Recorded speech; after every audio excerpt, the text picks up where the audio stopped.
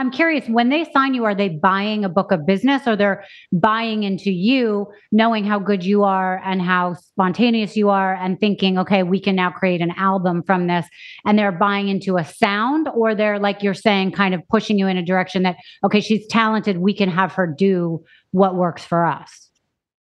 That's a great question. I think it's a little bit of both, but ultimately, I think that in this industry, and actors included, I think that the people in charge are very afraid. They're very fearful. And they really, as much as they claim to be drawn to people for their originality, they really try to just shove you into the boxes that have worked in the past. Right. And if you're not super strong in who you are, you're going to get pushed around, because it's very, very hard to stand up to the powers that be when they have all the power. And I remember I wanted a specific single to be my first, and L.A. Reid didn't want that as my first single, and they pushed it out of the way, and they went with another song that absolutely broke my heart, and I cried the day that my single came out,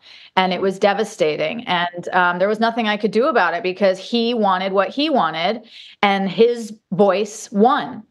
Right. And record labels are dinosaurs now. You really don't need a record label anymore. So it's a great time to be an artist right now, because we have our platforms, we have our direct connection with the fans, and we can be a lot more in control than in the past. Right. Yeah. And what you're saying, it's probably so hard to have any confidence when these people are telling you what to do and they're the ones signing you. And it's really hard to find your voice and stick with it. That's right. So for this book that I've written, I have power teams. Like, I have the top agents in the industry. I have all that. But I've gone around my teams, quite honestly, and I chose to self-publish instead of getting a publishing deal for my book because of this. I did not want this story to go any other way than how I intended it to go. And I wasn't willing to gamble with that. Right. So it was an important lesson to learn, because now you figured it out the right way this time. Okay. So let's actually start talking about the book, because I love the book. It's so exciting that this is coming out. So where did this journey of the book start for you? The journey of the book started when I was 17 years old. My grandmother, Wanda, who is my mom's mom, she gave me the 63 remaining love letters that my grandfather Dale had written to her during World War II. And I actually have one here that was written on this day, January 16th in 1945. Wow. I pulled one. I looked in my archive to see if there was one that had been written on the day that you and I are chatting, and there is one, and it's just so sweet. It's just hi, hello, my darling. Just finished eating supper, and I'm writing this from the office. It's a little rainy here, and there's no lights, so I'm writing this by candlelight. He's talking about having gone to a movie the night before with some of the troops, and it was in French, but they still enjoyed it. So these letters are incredible. So anyway, when I was 17, I love that. Wow. I know. Sorry, go on. Letters, yeah.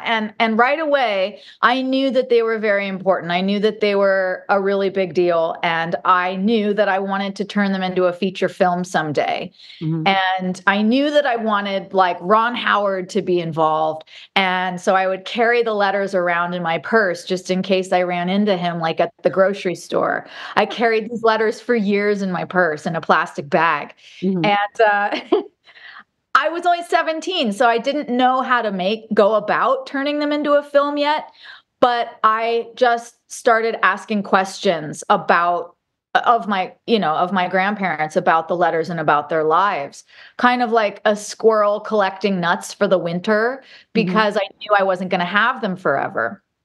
And in that process, my grandfather, who had written the letters, died with Alzheimer's. and his memories and stories were gone forever. And that really, really was a huge tragedy and very shocking for me to watch him go through. And I think my trauma response was to dive even deeper into questioning my elders, because I didn't know where Alzheimer's was going to strike next. And my mind kind of decided that if I could collect everybody's memories, then Alzheimer's could never win.